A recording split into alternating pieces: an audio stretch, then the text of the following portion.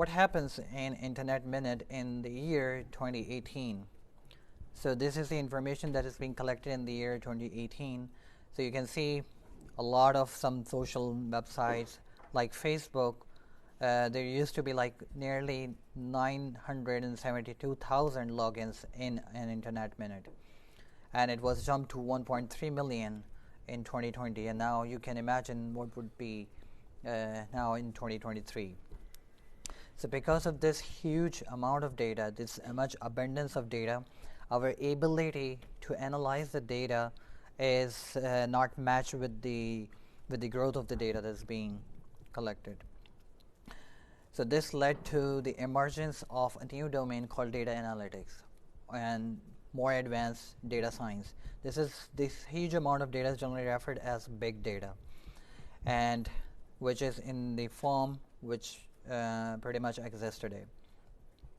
So this is why whenever you see or search job online related to computer science, you may find data analytics, data science, machine learning, AI jobs are widely open nowadays because data is everywhere and it is the future.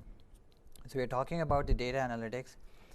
So there are three types of data analytics. The first one is referred as descriptive data analytics.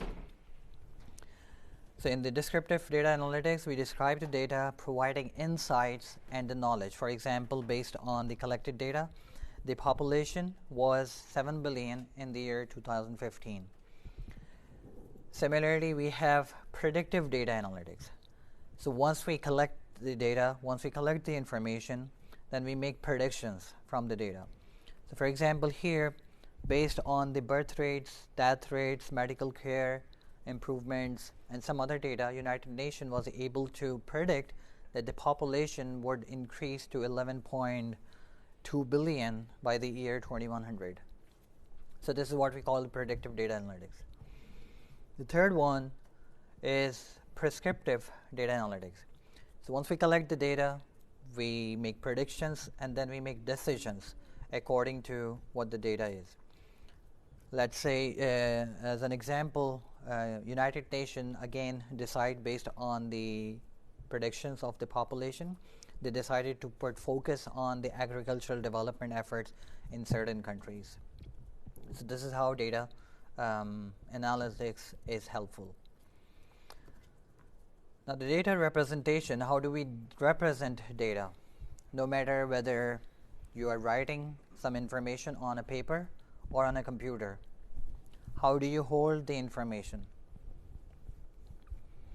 So for example, if I were to write you age, some student's age, for example, on a paper, would you just write a number, let's say 34, 24, 22, or what would you do?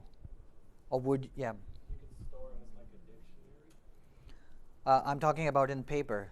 Oh, paper, you could probably make like a list of like the names next to the ages. List of names. So that names is actually what we call a variable in programming, as well as generally we call it variables. Why we call it variable? Because the values that goes into that the name can vary.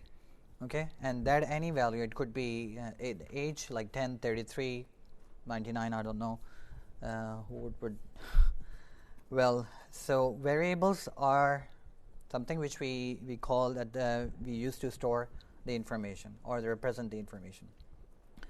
Categorizing the variables, there are two broad categories that we can categorize our data into: the quantitative and as well as the categorical variable.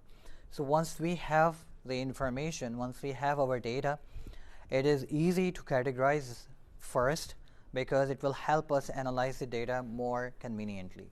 So once we categorize them, either it is quantitative or categorical, then we can make decisions how to analyze them. So let's talk about the quantitative variable first. So what do you think a quantitative variable would contain?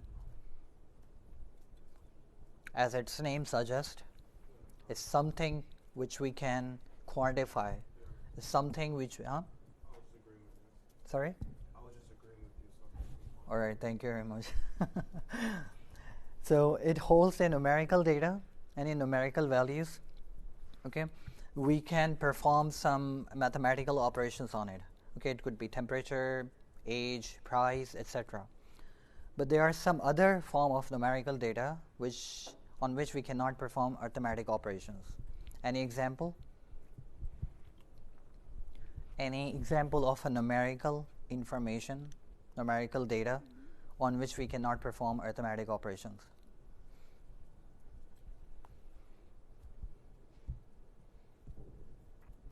Phone numbers, house number. So these represent some numerical data. These are numerical digits, but we do not use this information to perform some arithmetic operations on it. Okay?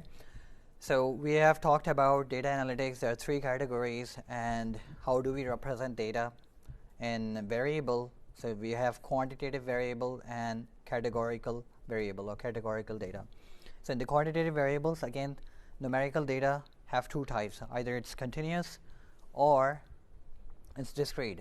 So the continuous data means like infinite values within a range. So for example, if I ask you to represent or tell me how many values are there in between 0 and 1, can you estimate how many values are there in between 0 and 1? Could be 0.001, 0.002, or 0.05, or whatever. There are infinite values. So such data is often categorized as a continuous variable, continuous quantitative variable. Okay? Another example is temperature. The second category is discrete variable, and discrete variable represent finite values within a range. Let's say number of students in a class, or the number of cars on a street or in a city. Okay?